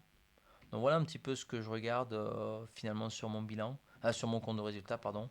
Voilà, mon CA, mes différents niveaux de marge, un vrai focus sur ma supply chain, donc qui m'amène à ma marge brute sur mes COGS, entre guillemets. Je regarde ma charge de personnel, poids de la dette, niveau de charge financière, si effectivement on a de l'exceptionnel, mais plutôt sur ma cession d'actifs. Parce que bon, pas parce qu'on a pris une amende, c'est pas si intéressant que ça pour moi, au début en tout cas. Ça peut le devenir. Parce que l'amende peut être. Si vous avez un restaurant qui a pris une amende. Risque réglementaire, bah nous on y est directement confronté. Banque, oui. cabinet de GP, c'est chaud en ce moment. Tout le monde se fait taper un peu sur les doigts. Risque réglementaire, il existe vraiment. Ça peut être un problème. Ok, donc ça à avoir en tête. Donc voilà. Mais intéressant, je reviens moi surtout sur le risque de change. Franchement, je suis d'accord. Tu vois, il a répondu dans le chat, il a mis une telle sécurité pour seulement 1-2%. En effet, ça va, merci de la réponse. Voilà. C'est pas des gros montants, surtout qu'en plus, vous avez aujourd'hui des pays. Vous essayez de checker des pays avec qui vous travaillez où c'est à peu près safe quand même, tout simplement. Mais les instruments de couverture, ils existent. J'avais fait pencher des étudiants il y a 1 an ou 2 sur la gestion, alors pas du risque de change, mais du besoin en fonds de roulement. Et accessoirement, on peut extrapoler sur le risque de change avec les crypto-monnaies. Bon, c'était pas concluant parce que arriver à maîtriser du risque de change par un autre risque de volatilité, c'est toujours un peu compliqué. Ouais, on mélange les risques, mais en plus sur la crypto, c'est encore différent. C'était intéressant. Ok. Voilà si ça vous intéresse, la crypto, on vient de sortir l'épisode avec Raphaël Potard et puis là on vous sort normalement ce soir un petit extrait qu'on a tourné là-bas sur le Crypto Tour. Et oui, parce qu'on m'a raconté que tu avais fait vous aviez passé un très très bon moment là-bas. On a passé un bon moment au H7 avec Richard. Ouais. Richard, ceux qui connaissent pas, c'est celui qui travaille avec moi sur le Café Finance pour essayer de vous faire quelque chose de cool. On dort pas beaucoup, mais bon, j'espère que ça plaît aux gens, quoi. Ouais, il est fatigué en ce moment. Moi aussi, je suis un peu malade en plus. Ok, donc là on a fait le tour. Là par contre, si jusqu'à ici ça te plaît sur ce que tu vois, tu t'as déjà dit quelques tips. Hein. Alors là, c'est ce qu'il y a écrit sur ton bloc-notes. Tu analyses la structure. Exactement. Tu prends par bloc. Et là, est-ce que tu peux raconter comment on voit? Là, je passe au bilan. On va pas refaire le bilan, la photographie, patrimoine, machin. Oh, ça, les gens le savent. Et puis, globalement, Google fera ça bien mieux que moi. Ce qu'on veut, c'est ce que Google n'a pas. C'est les petits tips. Alors, quand moi, je reprends mon bilan, c'est vrai que tu as aussi, un peu à l'image d'un banquier, un focus sur mes fonds propres. D'accord, ça c'est vraiment c'est le premier point que moi je regarde. Ok. C'est mes fonds propres. Pourquoi quelque part, ça me et je compare mon montant des fonds propres à mon capital social. Ok. Ça me permet de voir s'il y a eu de la mise en réserve. Alors au-delà de la réserve légale, mais s'il y a eu de la mise en réserve. Statuaire, ça peut. Ouais, statutaire, autre réserve, tu as plusieurs niveaux, mais effectivement, ça me permet de voir si les actionnaires de la boîte, après avoir réalisé des bénéfices, plutôt que donc de se les verser en dividendes, les laissent mettent dans la boîte. en réserve. Alors, éventuellement, vous comprenez bien, quand je fais augmenter les fonds propres de ma boîte, ça facilite ma capacité d'endettement. Donc, en faisant ce genre d'arbitrage, où je mets ça, je laisse ça en réserve, ça me permet d'imaginer que eux, ils se sont dit, allez, on va continuer à développer la boîte, éventuellement sur de l'autofinancement ou dans notre capacité à aller chercher de la dette. Il y a une espèce de croyance dans leur projet. Je ne dis pas que c'est une vérité, mais quand je vois ça, déjà, je me dis, on croit en leur projet, ils croient en leur boîte, en fait. D'accord. Donc, si eux, ils y croient, on va avoir tendance à être, nous, en tant que conseil, plus motivés à les accompagner. D'accord. Ok, intéressant. Bien sûr. Je vais essayer de nous mettre en grand, les gars. Je laisse continuer David. Je vais essayer de mettre en Donc ça, c'est mon premier point, fonds propres.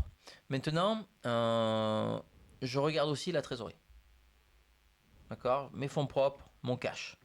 Alors mon cash, je fais ma trésorerie nette, c'est-à-dire je vais regarder ma trésorerie active, je vais enlever ma trésorerie passive, mon découvert bancaire éventuel, et je regarde ce qu'il y a. D'accord. Ça, effectivement, c'est... et je regarde la variation de cash d'une année sur l'autre. Si vous avez une société dont le cash, la trésor, elle évolue, alors ça ne veut pas dire qu'ils laissent tout en cash, hein. Ils peuvent avoir des petits instruments financiers à droite à gauche. Si ça évolue ou si le niveau se maintient, moi ça me plaît. Mais il faut qu'il y ait un niveau. Alors c'est toujours pareil, on me dit mais comment tu fais pour regarder une société si elle a trop de cash ou pas assez de cash. D'accord? Effectivement, une société qui a trop d'argent sur son compte en banque, ça n'a pas de sens. Soit elle a qu'à l'investir, soit au contraire, elle a qu'à le distribuer à ses actionnaires. Ou, si la rentabilité le permet, en distribuer à ses salariés. Mais en général, voilà, une société qui a beaucoup d'argent, on le distribue aux actionnaires ou on investit. D'accord? Alors, c'est vrai que dans les périodes de crise, il y a un des petits ratios que moi je fais, mais que beaucoup font, hein. C'est l'idée de cash burn. D'accord? Premier ratio, cash burn, hyper Voilà. intéressant. Moi aujourd'hui, mon cash burn, quelque part, je vais pas dire que ça doit me couvrir 3 mois de salaire, 3 mois de charge fixe ou 6 mois, mais je vais regarder aussi le circuit de décision. Pourtant, on dit ça en général, non? Alors ça dépend. Ça dépend. Ah ouais, moi j'ai déjà entendu ça. Ça dépend. C'est-à-dire que sur certains secteurs, si ton circuit de décision, il est court, c'est-à-dire que pour obtenir un client, entre le moment où tu as un prospect et le moment où il signe, si c'est une semaine ou 15 jours, que tu aies quelque part une trésorerie un peu plus faible, que tu aies que 2 mois d'avance, c'est pas grave. Mais si tu as comme des cabinets de conseil comme nous, où des fois on a des circuits longs. Des circuits bah oui, longs. plusieurs rendez-vous avant de prendre une décision, d'accord. Des fois ça peut prendre 6 mois. Parce que toi à la fin ils viennent te voir, le GP où il te dit effectivement j'ai vendu ma boîte, mais ça fait peut-être 2 ans que le système ouais, a commencé. d'accord, ok. Et nous, on est arrivé il y a 2 ans ou 3 ans où la personne vient juste nous voir pour nous dire écoutez, messieurs, j'aimerais savoir combien vaut ma boîte. Alors, savoir combien vaut ta boîte pour savoir combien vaut sa boîte, ça n'a aucun sens, je suis désolé. Mais en fait, on en donne ce qu'on veut, non? La boîte. Moi, demain, je dis. C'est pas le marché. C'est le marché qui va ça. te dire combien ça vaut. D'accord? Et si toi, tu acceptes de vendre à ce prix du marché, ben, ça vaut tant. Fin de la discussion. Donc, effectivement, nous, aujourd'hui, quand les gens viennent nous voir pour nous demander mais combien ça vaut ma boîte, on est plutôt tendance à dire mais c'est pour faire quoi? C'est pour la vendre, c'est pour la léguer, c'est pour faire quoi? Il y a une action derrière. Si c'est juste pour flatter un ego, il va sur ChatGPT, il met son bilan et puis on verra bien ce que ça sort, quoi. Mais ça, c'est pas notre rôle à nous. Il est pas bon ChatGPT avec les bilans. Ben, j'ai essayé. Pas trop. Je sais, j'ai des élèves, ils ont essayé et puis ils se sur sont les retrouvés ratios avec 0,25. Ouais, mais ça marche pas trop sur les ratios et tout. J'ai essayé, puis je trouvais ça bizarre. Et puis après, je me suis amusé à recalculer ça. Avec, non, il marche pas parce que Chat a eu mon aussi une humble vision compétence anglo-saxonne. Ah oui, bah c'est peut-être ça. D'accord. Je l'ai pas tapé à l'anglais. C'est un petit peu plus. Il est pas très bon pour ça. C'est vraiment un conseil de prof. N'utilisez pas de Chat pour faire vos exos de finance. Ça marche pas. C'est pas vrai. Il y a des fautes de partout. Bon, donc alors, effectivement. Cash burn, premier ratio. Cash burn, ouais, ça, on y arrive petit à petit dans les ratios du coup. Voilà, 3-6 mois. C'est pas complètement déconnant. Ok. Maintenant, après, c'est pareil. Vous prenez votre bilan dans les grandes masses. Vous allez regarder vos actifs matériels ou immatériels. Est-ce que ils sont totalement amortis ou pas? Parce que s'ils sont totalement amortis, il va se poser la question du renouvellement potentiel, tout simplement. Vous avez aussi quand même aujourd'hui, alors c'est aujourd'hui, mais depuis bien une quinzaine d'années, une vraie tendance à avoir une diminution de ces actifs matériels. Parce qu'on a des nouveaux mais il faut faire attention. Alors là, ça c'est question que je te pose, mais sur de l'immatériel, quand un corporel plutôt, un brevet par exemple. Ouais. Un brevet, la boîte perf pas, mais un brevet hyper valorisé dans le bilan. Tu as eu le cas, on en a déjà discuté en plus. Oui. Comment tu sais si ça vaut vraiment quelque chose ou pas? Tu peux pas le savoir. Enfin, le gars peut te raconter n'importe quoi. Je veux dire, j'ai une technologie de fou, j'ai racheté le brevet, ça, je l'ai valorisé tant. Bah, on met ce qu'on veut. Enfin, Mais alors, quelque part, déposer un brevet, ça a un coût. Ok? Tu as un coût effectivement sur la recherche que tu as mis derrière. Ok. Et puis surtout, tu as une valorisation de ton brevet, je dirais, en fonction du chiffre d'affaires qu'il dégage. Donc c'est là où tu vas dire c'est survalorisé. C'est-à-dire que ok, tu me valorises ton brevet, tu vas me dire qu'il vaut, je sais pas moi, 1,5 million d'euros, parce que j'ai mis 1,5 million de R&D dedans. Ouais. Oui, mais tu craches pas de chiffre d'affaires, donc ton brevet, finalement, je suis désolé, mais il vaut rien. Ouais. Il ne vaut rien. La difficulté, elle est là. D'accord? Quelque part, ça fait aussi partie de nous des contraintes quand on a la valorisation d'une entreprise. D'accord? Il y a quelques années de ça, Anecdote, moi j'aime bien. Oui, oui, oui, une anecdote, c'était le patron d'une belle société, qui avait des réseaux de distribution dans des équipements sportifs. Bon, ancien patron, il quitte la boîte, il monte sa boîte avec techno et tout. Et lui, il dit, mais bon, j'ai dit, mais elle vaut combien ta boîte? Ben écoute, j'ai mis 3 millions d'euros dedans pour développer ma techno. Ben, elle vaut 3 millions. Je dis, oui, ok, pourquoi pas, mais tu n'as pas fait 1 euro de chiffre d'affaires encore. Ouais, mais ça vaut 3 millions. Alors, dans son cas, lui, ça a fonctionné. Le Crédit Agricole a validé. D'accord. Et ils sont partis Ils n'ont pas écouté le live. Alors, je ne sais pas s'ils n'ont pas écouté le live. Mais bon, la boîte est morte, donc peut-être qu'ils auraient dû écouter. Mais effectivement, le Crédit Agricole a validé la valorisation basée sur un effort de R&D conséquent. Alors, c'était un joli effort parce qu'on était quand même arrivé à un produit fini. On était au-delà du MVP, en fait. On avait vraiment dépassé ce stade. Il avait déjà testé un petit peu à droite à gauche sans forcément réaliser de chiffre d'affaires. Son business model était basé sur de la franchise. Mais le Crédit Agricole a validé la valo basée sur la R&D. Pourquoi pas? Pourquoi pas? Mais effectivement, ton brevet, je suis désolé, s'il ne ramène pas de chiffre d'affaires, ça ne vaut rien. Ça ne vaut rien. Moi, tu peux avoir tous les brevets de la Terre. Voilà, même nous, le premier brevet, ma première boîte, on a racheté 2 brevets. D'accord? 2 brevets, à l'époque, on les avait rachetés, je sortais de l'école, enfin, j'étais encore à l'école. Donc, c'était fin 2007. D'accord? On rachète les 2 brevets, 90 000 euros à l'époque. D'accord? On met 90 000 euros sur la table pour acheter les 2 brevets, mais c'était uniquement basé, je me rappellerai toujours, c'était un Géotrouve-Tout qui nous avait fait la machine et tout, mais c'était basé sur ce qu'il avait mis comme matos dans la machine, dans le proto. Tout simplement. Alors il avait mis un peu de son temps, il avait valorisé un peu de son temps, je sais pas moi, 1 millier d'heures, un truc comme ça, et on avait fait une somme, et on avait validé. Donc nous, dans notre bilan, 90K, le brevet.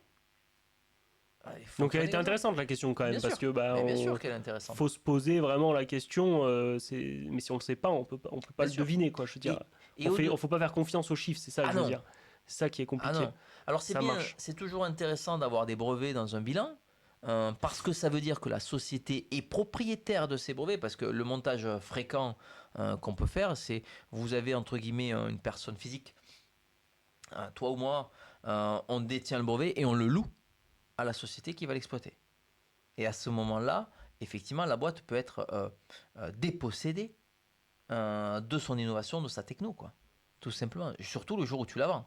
Et en général, quand tu vois ça, c'est-à-dire que tu n'as pas de brevet, mais tu sais que le business, il repose sur une innovation, tu as des espèces de fees de location que tu retrouves au compte de résultat, et tu dis, mais attendez, moi, si je reprends le business ou si un investisseur y rentre, vous avez intérêt à lui faire un contrat à vie de cession, d'exploitation du brevet. Ou au moins jusque toute la durée de protection, tout simplement. Sûr. Alors après, c'est vrai que quand c'est la société, elle est propriétaire de ses brevets, moi, quelque part, ça me rassure un petit peu. Voilà, quand vous avez un joli montant en brevet, parce qu'aujourd'hui, tout ce qui est logiciel, tout ça, il n'y a plus rien, ça n'existe plus. Tout est sous format d'abonnement, c'est au compte de résultat, il n'y a quasiment plus rien en termes de logiciel. Ok. Et donc, quand vous avez des brevets, et vraiment la ligne qui est belle, moi, ça me rassure un peu. C'est un vrai actif.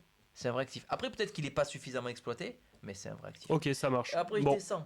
Donc, premier bloc, actif matériel, immatériel. On va essayer, parce que je vois que ça fait déjà 1h22. Ah, mais tu m'as dit, moi je parle, moi tu le sais. Hein. Ah, mais j'aime bien. Moi, j'adore. Voilà, vous pouvez faire un retour. Et lors d'un audit, d'ailleurs, il y a une question. Ouais. Et lors d'un audit FI, il n'y a pas d'enquête sur la valo du brevet. Bonne question. Alors, je ne sais pas s'il y a des enquêtes sur la valorisation du brevet dans un audit financier. C'est qu'il y a un problème s'il y a enquête, déjà, de base. C'est qu'on a un doute, je veux dire. Pas forcément. Parce que mais il peut y avoir enquête, non? Normalement, tu dois pouvoir avoir un test sur la valeur des actifs. Effectivement, sur la valorisation de brevet, dans mes souvenirs, on va d'abord regarder s'il est bien exploité. D'accord? Donc on regarde le CA. Globalement, voilà. Le CA issu de l'innovation, du brevet. Donc, Peut-être, du coup, ça répond déjà un peu. oui. C'est ce que j'ai compris, en tout cas, de ce que disait David. Quand il y a un brevet, pour savoir si c'est plus ou moins bien valorisé, ben, on regarde l'impact sur le CA. Moi, c'est ce que je fais en tout cas. Parce que c'est mon business. Mm. Si c'est pas Et utilisé, je m'en ensuite, fous. voilà, Voilà. est-ce qu'il y a enquête lors d'un audit FI? Ça, tu saurais pas dire si vraiment il y a enquête ou pas. Dans un audit financier légal, honnêtement, c'est sûr qu'ils le font, entre guillemets, ils regardent la valeur de certains actifs, notamment ce genre d'actifs immatériels. Maintenant, arriver à dire pour un auditeur junior d'un Deloitte, d'un EY ou autre, je suis désolé monsieur, vous avez survalorisé votre brevet parce que c'est compliqué. Ouais, d'accord. C'est compliqué. Alors peut-être qu'ils vont émettre des réserves, c'est-à-dire attention, le brevet n'est pas exploité. Donc la valeur, elle est complètement, elle est surestimée. Ok. Ou alors, vous avez un brevet qui arrive à échéance, entre guillemets, en termes de protection bientôt, il va tomber dans le domaine public, à un moment donné, la valeur, c'est plus grand-chose en fait. Donc là, ils peuvent avoir des dires. Là où ils font beaucoup de tests, c'est sur la partie immobilisation financière, Oui, mais ça, quand la j'imagine. société, elle détient des parts dans une autre boîte. Voilà. Là, par contre, les tests sont très rigoureux. J'imagine, mais c'est tangible, donc c'est plus. Alors, c'est tangible, plus c'est simple. basé sur la valorisation Oui, mais de c'est plus ou l'entreprise. moins plus tangible en tout cas qu'un Mm. actif incorporel, quoi, surtout un brevet. Ok, est-ce que ça répond à ta question dans le chat? Si tu peux me mettre si ça répond à ta question. Pareil, je sais pas qui tu es, mais mettez-moi des fois si je vous connais. Normalement, on n'est pas très nombreux, donc certainement que je vous connais, si vous pouvez mettre votre prénom ou quoi, mais voilà. Ok, ça répond à ta question, super, bah parfait. Top. Écoute, on enchaîne du Allez, coup je descends. avec ce qui est intéressant. Après, Faut peut-être que je te laisse moins me blablater, mais j'adore moi. Après, c'est pareil, je descends, je regarde mes stocks. Je regarde comment évoluent mes stocks en fonction de mon chiffre d'affaires et de mon activité. Bon, mon activité augmente, mes stocks augmentent, il y a une certaine logique. Je fais toujours attention à ce que ça n'augmente pas plus rapidement que mon business. D'accord. Que je ne sois pas en train de, je dirais, de Mon business, surstocker. c'est-à-dire. Mon CA. Ok, ah d'accord, mon Moi, CA. j'ai Ah, toujours par rapport à tendance mon à CA. comparer, bien sûr. Mon Et CA. je fais Je pareil pensais par avec mes rapport à clients. ce qui a marqué, justement, délai de rotation, c'est-à-dire. Ça, c'est pareil, ça fait partie des ratios que je vais regarder après. D'accord, ça Mais marche. déjà, dès le départ, je regarde mes stocks, mon CA, tac, tac. Ensuite, je prends mes clients, pareil. Client versus mon chiffre d'affaires.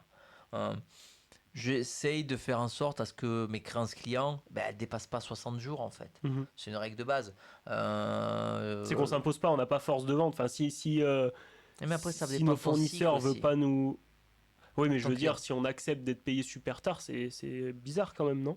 Eh ben, Alors, alors, je il sais, y a on des en a cas. parlé d'ailleurs il y a pas très longtemps. Je sais plus si c'était en cours ou dans une discussion perso, mais sur la grande distrib, par exemple.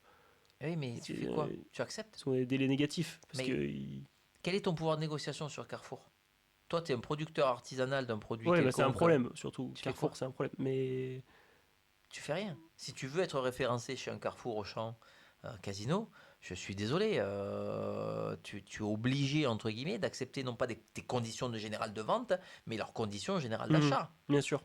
Et tu fais de la discussion. Nous, on a travaillé avec des gouvernements, c'était leurs conditions, c'était pas les nôtres. On a D'accord. travaillé avec des grosses boîtes au CAC 40, c'était leurs conditions, pas les nôtres.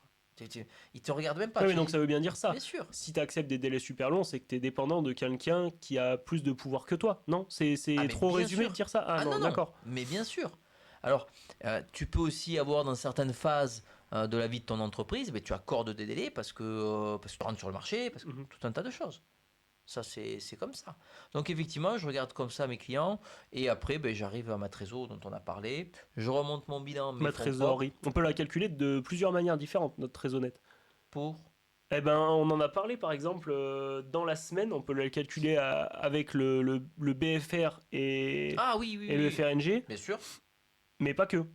On peut aussi juste regarder notre réseau en lisant bah, classique, quoi, en descendant Ah oui, notre. bien sûr. Ouais, C'est-à-dire que si tu regardes après tes grands équilibres bilanciels entre ton fonds de roulement net global et ton BFR derrière, après tu peux faire le distinguo entre exploitation hors exploitation. et Effectivement, il y en a beaucoup qui aiment ça, je sais. normalement, entre guillemets, c'est dans les règles de l'art, c'est mieux D'accord. de Et travailler sur. pourquoi moi, du coup, je me suis posé cette question en fait. Pourquoi c'est mieux de la calculer comme ça, la très honnête? Bon, parce que ça fait partie des Parce qu'on grandes aime bien le théories. BFR en fait, c'est ça surtout. Mais en fait, ça te permet d'avoir un regard quand tu passes sur ton bilan fonctionnel et de calculer ton FRNG, ton BFR et ta trésor. Là, tu vois les grands équilibres. Et c'est-à-dire que, effectivement, si tu as un FRNG qui est positif, qui permet de couvrir ton BFR, ça t'amène une trésorerie nette positive. C'est tout simple. Par exemple, si on reprend sur Carrefour, ils ont un FRNG qui est peut-être un petit peu plus négatif parce que ils sont ultra Carrefour, capitalistiques. c'est compliqué, ouais. Mais comme ils ont un BFR, en fait, ils compensent leurs besoins d'actifs par un BFR négatif parce qu'ils vont aller payer les fournisseurs Ouais, ultra donc les deux tard. s'annulent. Et, Enfin, je veux dire, et du coup, ça a moins d'impact sur la trésor. ben, en fait, ils ont leur trésorerie nette positive, mais inversement, d'autres business. D'accord, Je ça ne suis pas les marche. seuls à faire ça. Ça marche. C'est Donc pas les seuls à faire ensuite, ça. ok, Trésorerie, ça... donc je remonte à mes fonds propres, mais surtout maintenant, je vais commencer à descendre à mes provisions. Et là, c'est pareil. Là, gros stop, provision pour risque et charge. Si le montant est élevé, s'il est significatif, ouf, warning.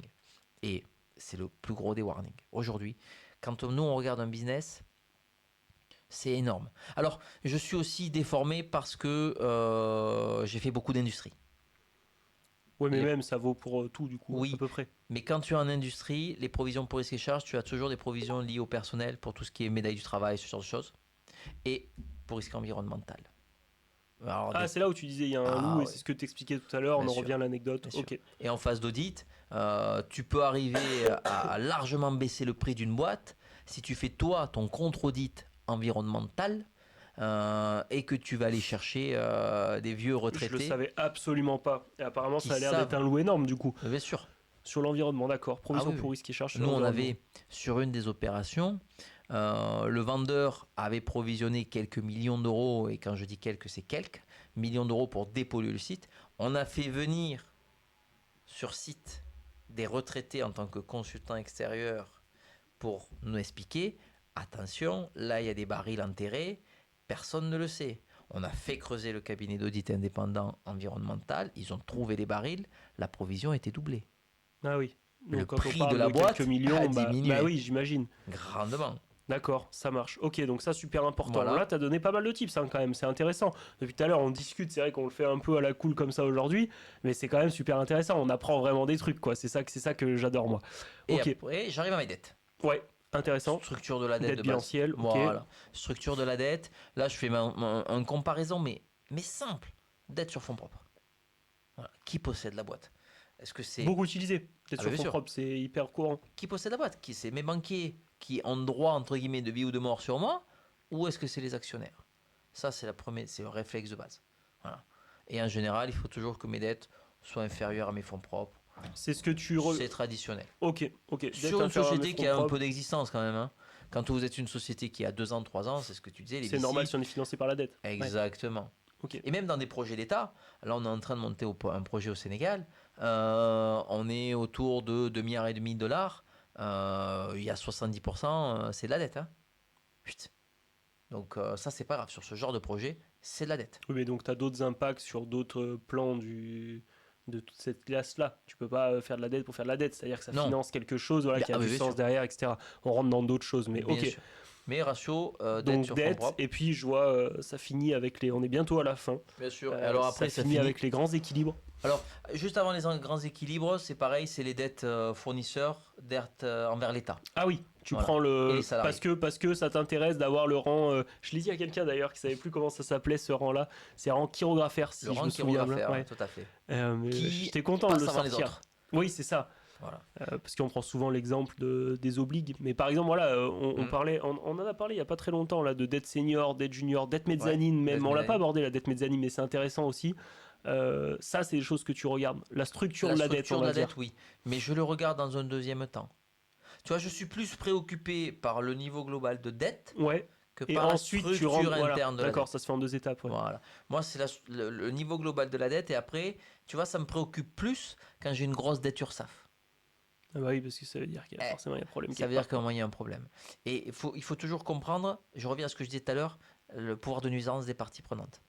L'URSSAF a un pouvoir de nuisance sur une entreprise. C'est-à-dire qu'ils sont capables aujourd'hui d'envoyer une entreprise au tribunal.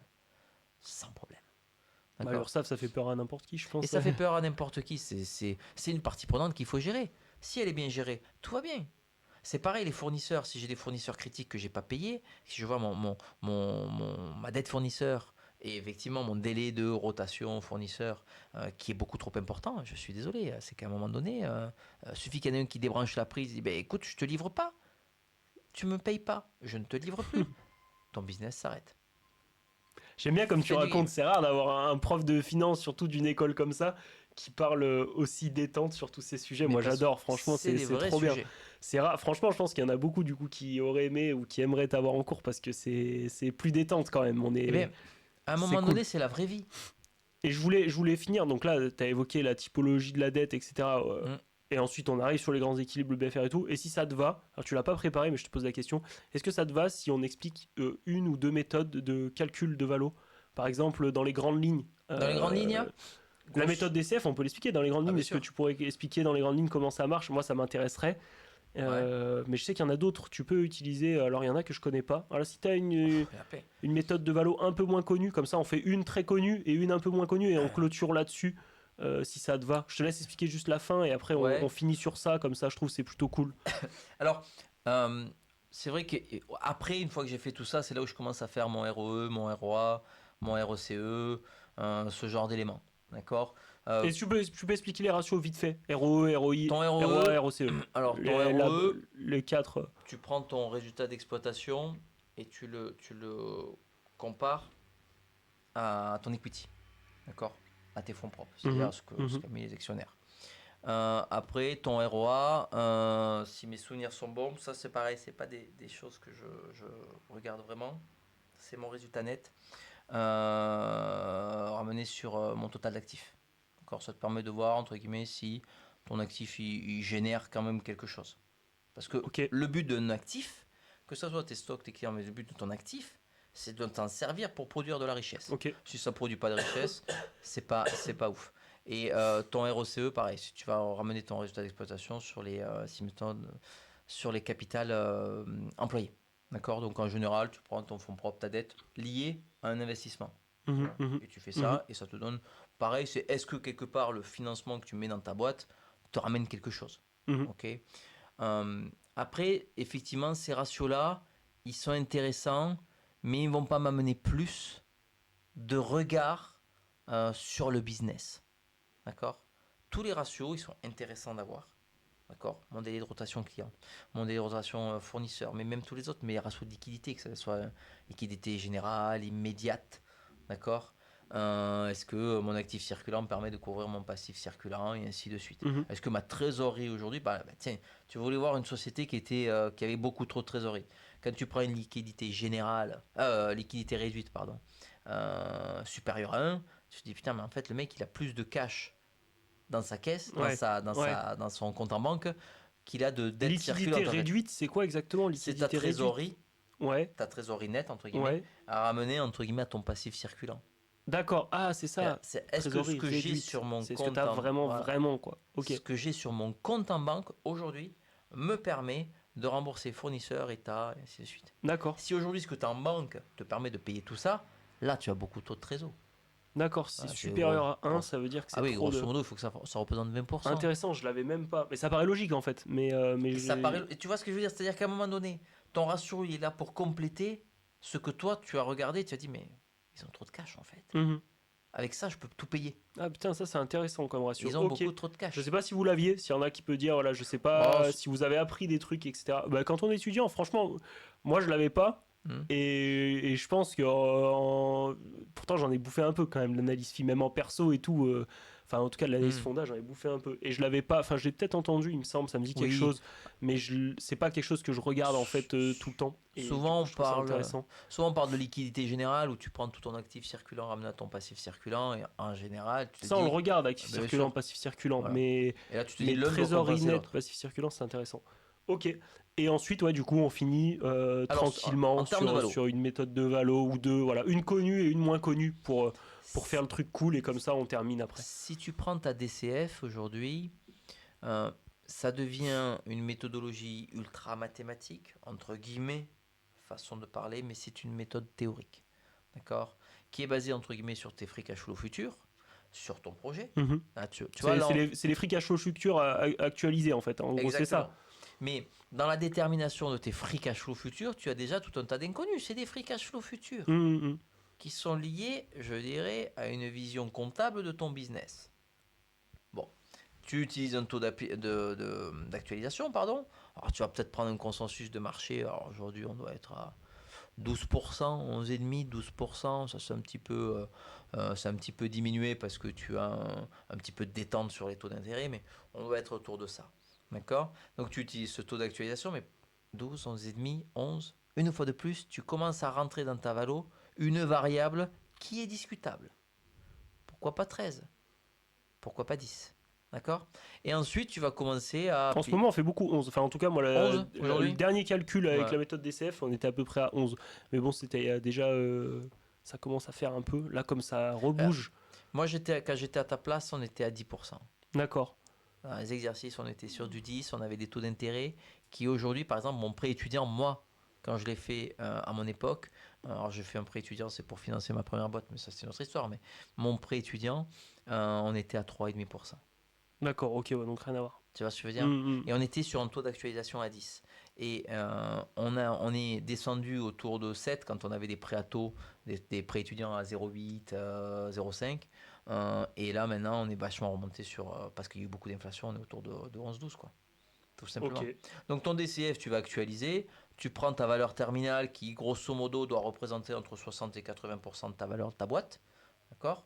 Mais une fois de plus, dans le calcul de ta valeur terminale, si tu prends un Gordon Shapiro classique, tu mets un taux de croissance à l'infini. Alors, taux de croissance à l'infini, 0,5, 1%, 1,5%, 2%. Alors, tu vas pas mettre 10%, mais tu es entre ce 0,5 et ce 2,5. Ça te laisse suffisamment de marge de manœuvre pour modifier Hum. la valeur de ta boîte. C'est plein de variables. Et Mais oui, pourquoi c'est la méthode qu'on utilise le plus? Parce que les free cash flow, c'est ce qu'on regarde le plus. parce que C'est pour ça, non, j'imagine. c'est une méthode qui est validée par les experts comptables.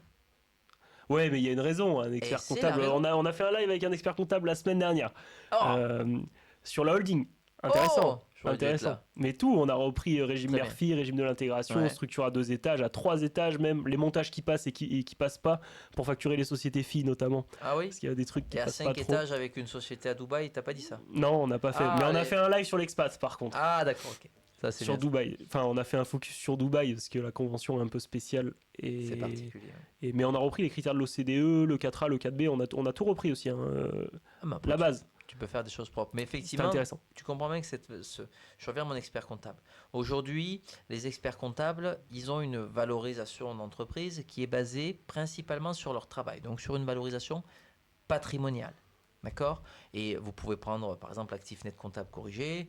Grosso modo, on va sortir les actifs qu'on va appeler fictifs. Mhm. D'accord? Programme de R&D, certains éléments comme ça, on les sort dans le calcul de la valeur de l'entreprise. D'accord. Sauf qu'aujourd'hui, ces approches patrimoniales, elles sont, je dirais, elles manquent cruellement. Elles passent à côté de la vraie valeur de l'entreprise. C'est-à-dire, ce sont ces actifs immatériels, mais pas les actifs immatériels qu'on a au bilan. Les actifs immatériels, c'est le capital client, la culture d'entreprise, la relation qu'elle a avec ses fournisseurs. Il manque tout un tas d'éléments qui n'apparaissent pas dans les comptes. Donc cette valeur patrimoniale, elle n'est pas énorme. Le DCF, il est basé sur beaucoup, entre guillemets, de variables. Mhm. Et il ne faut pas oublier, il y a un business plan sur 10 qui se réalise aujourd'hui. On est dans ce ratio-là, 1 sur 10, 1 sur 8, ça dépend des années. Mais on est sur ce ratio-là. Tout le reste, ce ne sont que des prévisions. C'est Madame Irma, Ouais, quoi. on est d'accord. Alors après, vous pouvez avoir la méthode des comparables, par exemple. Si tu peux expliquer en Alors, quelques mots comme ça, quelques la mots, méthode des méthode des comparables, comparables, c'est comme ça quand, nous fera un bel extrait en plus. Allez. quand vous vendez, c'est comme quand vous vendez votre appart. Vous allez regarder si dans la même rue, il y a des appartements du même type qui se sont vendus il y a moins d'un an. Ça vous donne une valeur. Maintenant, tu prends la même chose et tu veux l'appliquer à ton entreprise. Donc, tu vas regarder les entreprises du même secteur qui se sont vendues, mais il n'y a pas 107 ans, et tu essayes, et qui, quelque part, dans leur structure, correspond un peu à ce que toi tu Ok. fais. Et après, tu vas appliquer, entre guillemets, un ratio VE sur EBITDA ou VE sur CA, et tu vas l'appliquer à toi. Et tu dis, mais lui, il a vendu 7 fois son EBITDA, bah, je vais vendre 7 fois mon EBITDA, on est pareil. Mais dans les faits, c'est jamais pareil. Il y a toujours des écarts. Nous, j'ai eu des cas, on pourra en parler des heures, mais on a eu des cas toujours, les gens ils disent, ah mais lui, il a vendu 15 millions d'euros sa boîte, j'en veux 15 millions. Et toi, tu fais tes petits calculs, alors, ANCC, donc patrimonial, tu fais ton DCF sur un projet qui tient à peu près la route, tu arrives à 7 millions. Comment tu fais comprendre à ton client, lui, il en veut 15, mais finalement, toi, tu fais tes calculs, ça vaut 7. Mhm. Bah, on a Mais évoqué des différences qu'il peut y avoir et qu'on voit pas au premier coup d'œil. Et puis après, derrière, ben, tu vas aller chercher toi, parce que c'est notre rôle, nous, d'aller chercher ces actifs immatériels pour dire, ben, écoute, je ne vais peut-être pas te la vendre 15, mais pas 7. J'ai trouvé quelqu'un qui a compris que, par exemple, tu avais un gros réseau en Afrique, on a eu le cas une fois, tu as un gros réseau en Afrique, tu veux vendre à quelqu'un qui veut se déployer en Afrique, ouais, ben lui, on va lui faire remonter le prix, on va lui vendre 10 millions. S'il accepte à 10. Parce qu'on Comme lui dit, tu disais, voilà. c'est l'offre et la demande. En vrai. Exactement. On a la valeur de l'entreprise, on a beau calculer ce qu'on veut, à la fin, c'est combien on est prêt à mettre sur la table et avec qui, et voilà. Il y en a Ok, plein comme ça. ça marche. Bon, bah, je trouve que c'est une belle conclusion. Voilà, si vous avez 2-3 questions sur le chat, n'hésitez pas avant qu'on clôture. J'espère que vous avez aimé ce format un peu plus discussion, un peu plus cool. Je vais essayer de vous faire voilà, un petit résumé de tout ce qu'on a vu, les principaux points et les petits tips qu'a donné David sous format voilà, bullet point, juste un petit truc cool. Simple, mais en fait ça aide. Franchement, les petits trucs comme ça, là, moi j'ai l'impression de ne pas avoir travaillé vraiment. Et c'est là où on retient le plus de petites choses, quoi. C'est ça que je trouve sympa. Voilà, bon, en tout cas, j'espère que ça vous a plu. Et on se retrouve très vite pour un prochain live. La semaine prochaine, avec une avocate fiscaliste. Ça va être intéressant. Sympa. Ça va être intéressant. Alors, je tease pas le sujet, mais ça va être intéressant. Alors tu vas lui demander si c'est possible, et c'est ce que je racontais au début. Non, même pas. Comment on intègre une société qui n'a jamais déclaré d'impôts, jamais déclaré de liasse fiscale, qui se fait intégrer et racheter entre guillemets par une société américaine. Non, on va pas traiter de ça, mais par contre ça me régale pour la fin du live. Tu peux raconter. Alors vite fait, très rapide, mais comme ça on peut après. Société qui n'a jamais déposé ses comptes, et quelqu'un qui m'appelle qui me dit écoute David, j'ai trouvé un plan, je sais pas si ça va marcher mais je vais essayer. Cabinet d'avocat entre Londres et Paris qui lui a absorbé sa société aux États-Unis, il lui en a créé une autre à Londres, et voilà, ni vu ni connu. D'accord. Ah ouais, non mais là c'est des risques phénoménaux. Enfin, alors c'est un risque phénoménal. Ils ont publié l'annonce de la dissolution entre guillemets de la TUP. Ils ont fait une TUP avec une société aux États-Unis. Mais écoute, il a reçu le papier, tout est radié, tout est nickel. Waouh. Ok. Bon. Voilà. Le tips de base, 3000 balles ça lui a coûté. Ok. Bon, c'est rentable. Dans son cas, ouais, c'est pas mal apparemment. Ça marche. Bon, bah j'espère que vous avez apprécié. Moi j'ai adoré ce petit live. Un peu moins fatigant que d'habitude. En plus, je suis arrivé plus frais, donc c'est cool. Et puis voilà, on se retrouve la semaine prochaine avec une avocate fiscaliste, ça va être génial. Si vous avez des idées de sujets comme d'habitude, n'hésitez pas à m'envoyer un DM. Si vous avez des questions sur vos études, sur tout, la vie en cabinet, comment ça se passe, aucun problème, j'essaye d'y répondre.